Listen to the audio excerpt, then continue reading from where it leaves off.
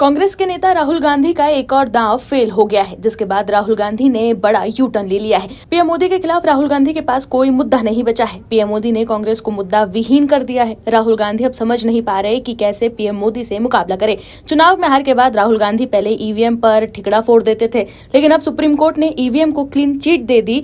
तब राहुल गांधी ईवीएम पर कुछ बोलने लायक नहीं रह गए, जिसके बाद राहुल गांधी ने वोट चोरी का नया शिफूंगा छोड़ा कि वोट चोरी की वजह से उनकी पार्टी चुनाव हार रही है। और फिर वोट चोरी को लेकर राहुल गांधी प्रेस कॉन्फ्रेंस कर चुनाव आयोग पर निशाना साधने लगे। और फिर राहुल गांधी और कांग्रेस के नेताओं ने इसे एटम बम और हाइड्रोजन बम करार दिया। लेकिन जब चुनाव आयोग ने हलफनामा मांगा तो राहुल गांधी पीछे हट गए और बीजेपी ने सुप्रीम कोर्ट जाने का चैलेंज दिया कि सबूत है तो कोर्ट जाइए, तो इस पर भी राहुल गांधी पीछे हट गए। वहीं अब कांग्रेस ने वोट चोरी के मुद्दे को छोड़ दिया है। क्या है खबर, बताते हैं आपको इस रिपोर्ट में। दर्शकों, बिहार में करारी हार के बाद वोट चोरी के मुद्दे को छोड़कर अब राहुल गांधी एक नए मुद्दे पर शिफ्ट हो चुके हैं। बिहार में राहुल गांधी ने वोट चोरी को लेकर यात्रा निकाली थी, लेकिन उनकी दाल नहीं गली, जिसके बाद राहुल गांधी अब नए मुद्दे पर शिफ्ट हो चुके हैं। ऐसे में राहुल गांधी का वोट चोरी का मुद्दा फेल हो चुका है। दरअसल कांग्रेस फिर से ग्रामीण भारत में अपनी खोई हुई सियासी जमीन को मजबूत करने की तैयारी में जुट गई है। संसद में जीरामजी कानून के विरोध के बाद पार्टी अब सीधे सड़कों और गांवों तक उतरने की रणनीति पर काम कर रही है। नए कानून की वापसी की मांग को लेकर 10 जनवरी से 25 फरवरी तक मनरेगा बचाओ संग्राम चलाया जाएगा। पार्टी नेतृत्व इस आंदोलन को ग्रामीण भारत में कमजोर होती सियासी पकड़ को फिर से मजबूत करने और पारंपरिक वोट बैंक को साधने के मौके के तौर पर देख रही है।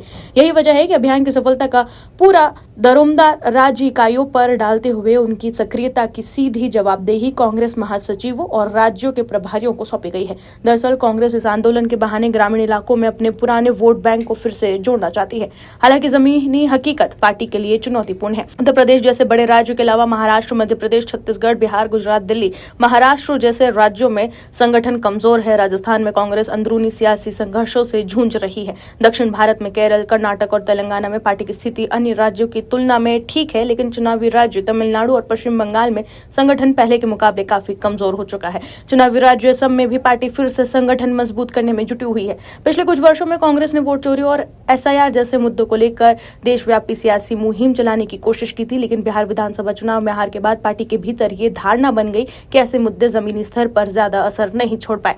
कांग्रेस नेतृत्व को महसूस हुआ कि जनता से सीधा संवाद बनाने के लिए किसी ऐसे विषय की जरूरत है जो रोजमर्रा की जिंदगी और रोजी रोटी से सीधे जुड़े हो। इसी तलाश में मनरेगा को सबसे प्रभावी मुद्दा माना गया, जिसे केंद्र में रखकर कांग्रेस अब नया राजनीतिक अभियान खड़ा करने की रणनीति पर काम कर रही है। पार्टी का मानना है कि ग्रामीण रोजगार से जुड़ा ये मुद्दा न सिर्फ सरकार को घेरने का मौका देगा, बल्कि कांग्रेस को अपने पारंपरिक सामाजिक आधार से दोबारा जोड़ने का जरिया भी बन सकता है। मनरेगा बचाओ संग्राम को इसी रणनीति का अहम औजार माना जा रहा है, जिसके जरिए कांग्रेस गांव-गांव अपनी सियासी मौजूदगी फिर से दर्ज कराने की कोशिश में है।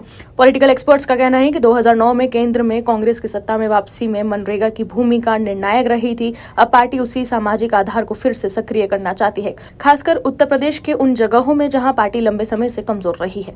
इसलिए मनरेगा के माध्यम से नई राजनीतिक जमीन तैयार करने की कोशिश की जा रही है। कांग्रेस के लिए मनरेगा बचाओ संग्राम अभियान नई राजनीतिक संजीवनी साबित होगा या एक और अधूरी कोशिश, ये तो समय ही बताएगा। लेकिन अगर पार्टी प्रभावी ढंग से मजदूरों और ग्रामीणों के बीच जाकर उनकी समस्याओं, अनुभवों और आशंकाओं को आंदोलन का केंद्र बनाती है, तो ये अभियान उसे ग्रामीण भारत में फिर से प्रासंगिक और दिखने योग्य राजनीतिक विकल्प बन सकता है। कांग्रेस कई राज्यों में लंबे वक्त से संगठन की कमजोरियों से जूझ रही है। चुनाव परिणाम में भी इसका असर साफ देखा गया है। पिछले साल अप्रैल में अहमदाबाद में हुए कांग्रेस अधिवेशन में पार्टी ने 1 साल को संगठन सृजन वर्ष घोषित किया था। इसमें बूथ से लेकर ब्लॉक, जिला, राज्य और शीर्ष स्तर तक संगठन को मजबूत करने का संकल्प लिया गया था।